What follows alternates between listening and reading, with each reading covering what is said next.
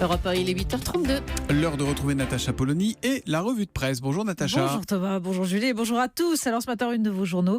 Eh bien, il y a d'abord, et c'est le plus important sans doute, un hommage. Celui fait à Xavier Jugelé, mort dans l'exercice de ses fonctions. Paris-Normandie, la police pleure l'un des siens. Le Télégramme, la France unie dans l'émotion. La Nouvelle République, un hommage national sur fond de campagne. Oui, parce qu'elle est quand même partout, la campagne. Society résume son choix. Marche ou crève. L'Express fête Emmanuel Macron. Il a gagné son pari, écrit en un peu plus petit. Le roman photo de la presque victoire, il est dans Paris Match. Et puis tout le monde se prépare à l'étape d'après. Le Figaro, comment Macron cherche des soutiens à droite. Les Échos, soutien à Macron. Le dilemme à droite. On commence donc avec ce duel Macron-Le Pen. Et oui, il faut mobiliser. Le Parisien, par exemple, s'interroge sur Marine Le Pen. Une candidate normale ? Bon, réponse dans l'encadré sur le président par intérim du FN, mis en examen dans les affaires financières du parti et qui déclarait en 2005 se poser un certain nombre de questions au sujet de l'utilisation du Zyklon B dans les chambres à gaz. Mais Libération, de son côté, s'inquiète. « Eh Manu, tu descends !» Alors allusion au célèbre sketch des Inconnus, sauf que là c'est tu redescends.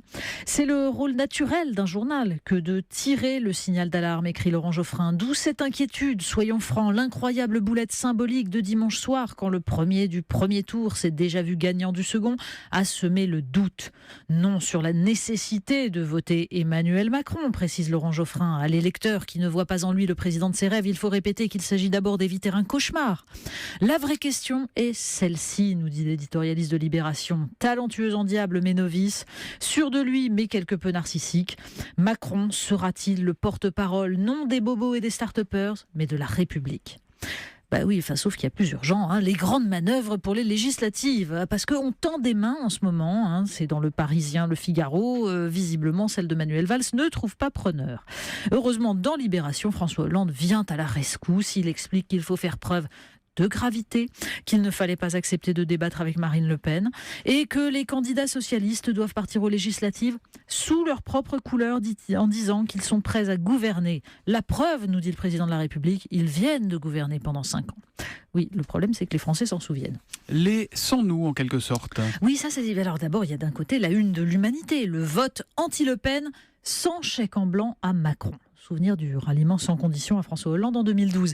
Mais l'opinion, de l'autre côté, s'inquiète donc avec ce titre, la tentation du sans-nous.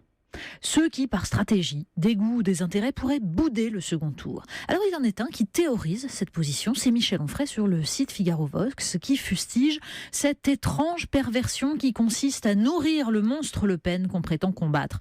Perversion, dit-il, de ceux qui tapent sur elle mais épargnent ce qui la rend possible, parce qu'ils font très exactement partie de ce qui la rend possible. Il cite pêle-mêle François Mitterrand et son tournant libéral en 1983, les socialistes qui l'ont avalisé et voté oui à Maastricht en laissant les pleins pouvoirs au marché. Terra Nova qui a théorisé l'abandon du prolétariat. La gauche caviar et la droite cassoulet, nous dit Michel Onfray, qui ont trahi le vote de 2005. Les va-t-en-guerre qui ont détruit les États laïcs musulmans comme l'Irak et la Syrie. Les élections sont une sorte de feuilleton de télé-réalité, nous dit-il, une diversion mise en place par le capital. Le lundi, c'est jour de reprise et rien n'a changé. On connaîtra ce soir à 18h les chiffres du chômage pour le mois de mars. Eh bien, vous nous parlez du chômage des seniors. Mais oui, parce que c'est une note confidentielle du gouvernement citée par Aujourd'hui en France. Elle affirme que l'augmentation du chômage des plus de 50 ans serait cause de la moitié des 500 000 chômeurs supplémentaires du quinquennat. Et son origine ? La décision du gouvernement Sarkozy d'en finir avec les dispenses de recherche d'emploi pour les plus de 55 ans. Oui, quelle idée aussi de se mettre à comptabiliser tout à coup les chômeurs. Vous nous parlez du mental, comment se forger un mental de winner. Oui, ça c'est tout aussi aujourd'hui en France, qui nous apprend qu'il existe des rencontres de la niaque en France. Oui, ça existe, je vous jure. Alors si le mot vous paraît ringard, c'est parce qu'il a été popularisé dans les années 90, mais en fait il vient de l'occitan. Niaque, écrit G-N-A-C, signifie couper avec les dents. Et donc la niaque, ce serait un mélange de motivation, de cran, d'endurance. Et puis alors il y a d'inévitables psychologues pour nous expliquer qu'il faut s'y prendre, comment il faut s'y prendre pour l'avoir, la niaque. Alors il faut se bouger et il faut positiver. Ça vous étonne, Par exemple, face à un ado scotché devant son ordinateur au lieu de réviser, on ne dit pas « tu es un vrai mollusque ». On le stimule en lui donnant un objectif. Invite donc tes copains ce week-end. Oui, je sais, vous avez l'impression que cet article se fiche de vous. Mais non, en fait, positiver, s'engager, c'est beau, c'est jeune et ça marche. On termine avec quoi? Avec le Figaro, tiens. Oui, parce que je t'ai dit, on a beau avoir la niaque, on peut aussi se planter. Donc le Figaro nous apprend que la Suède ouvrira bientôt un musée de l'échec. Un hommage aux plus grands bides commerciaux comme les lasagnes surgelées Colgate. Oui, apparemment ça existait. Le jeu de plateau inventé par Donald Trump en 1989. Trump the Game. Un bide absolu.